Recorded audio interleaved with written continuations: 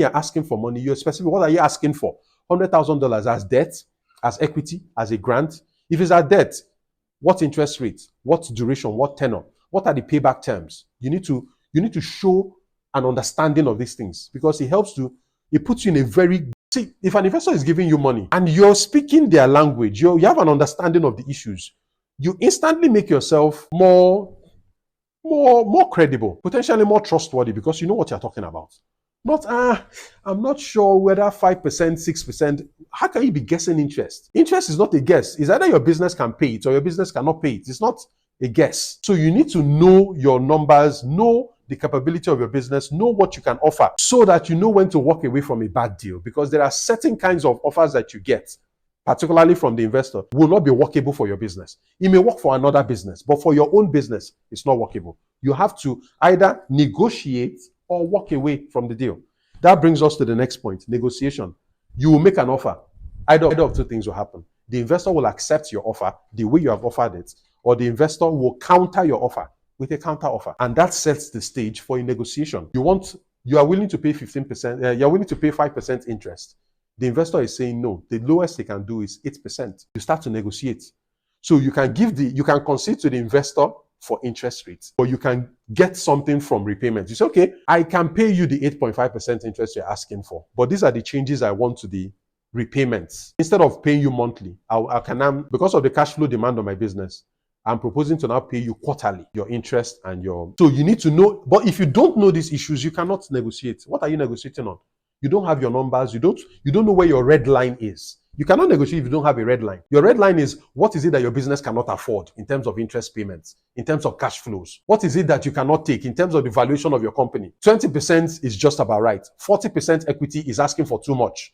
It's like you are robbing me of my company, so I cannot take that. You need to have your red lines. If you don't have your red lines, then you are going into a slaughterhouse. So you have to negotiate, and then based on the outcome of the negotiation, as long as your red line is not exceeded, as long as you are sure you are getting a deal you can live with, that your business can deal with, that's when you have a deal. But if the negotiation fails and you are unable to find common ground with the investor, many times it is better for you to walk away from bad money. Far better for you to walk away from bad money than to take bad money and poison your business. So that's why you know what you're asking for in a negotiation. You give this, you take this.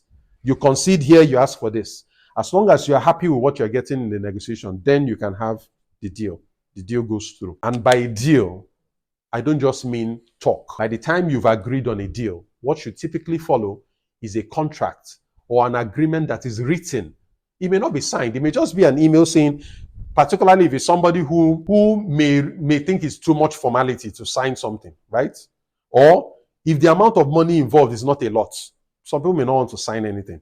But if a lot of money is involved, you need to get a lawyer involved, because you may be asking for trouble if something goes wrong. So when people talk and negotiate, human beings often forget what was agreed. So that something doesn't happen in 18 months' time. And then the person says, I thought we said, I thought you said. Avoid I thought. Just get something signed. It could be a formal contract. It could be an email. It could be a WhatsApp message saying, this is what we agreed. This is how we're going to pay. And you notice that the person has read it and even commented, agreed. That becomes a permanent record. So that if something happens, you go and dig up the chat and say, this is what we agreed. This is the email I sent to you. This is the chat I sent to you on WhatsApp. And you agreed. This is what we agreed. There has to be a record, a permanent, incontrovertible record. A record that you cannot argue, because it is there. It is plain. Another way is to get a witness. You have a witness who is involved. Something was signed or something was circulated, or you formed a group and then you have witnesses. It is harder to deny something when there's a witness compared to if it's just the two of you. It now becomes a case of, I said, you said. You don't want that kind of problem. So once you have a deal, the next step is to go into the relationship phase. Do what you promised to do. Pay the interest that you promised to pay the way you are supposed to pay it. Because not managing the relationship will harm your credibility. Don't forget, raising money is a relationship. The person who is giving you money also has fears that, what if that money doesn't come back?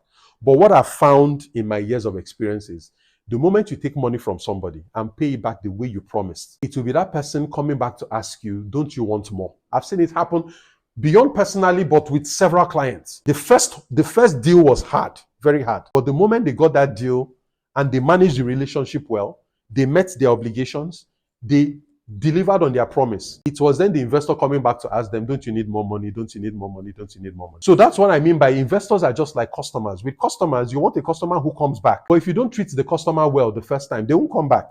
But if you keep treating them well, they'll keep coming back.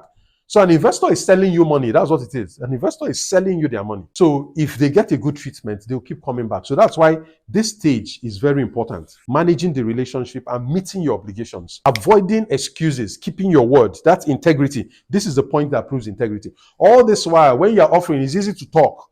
You sign a contract. A contract is something on paper. Your ability to fulfill it is what will buy you credibility. Build a relationship that you can milk over time.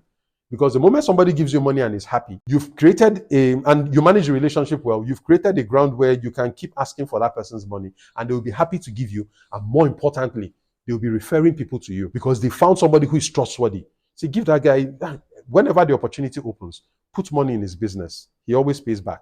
He always keeps his word. She always keeps her word. Relationship and obligation. If you're interested in learning more about the topics I offer when it comes to starting, building, and growing a business, this is your opportunity to join my community. It's known as the BMG. I provide extensive courses on different topics and challenges that afflict business owners, from how to optimize your profits, how to manage costs, how to boost your sales, how to develop processes, how to scale your business. There's a whole lot that I can teach you. If you want to go deeper into my content, this is your chance. Go to the link on your screen right now, jointhebmg.com.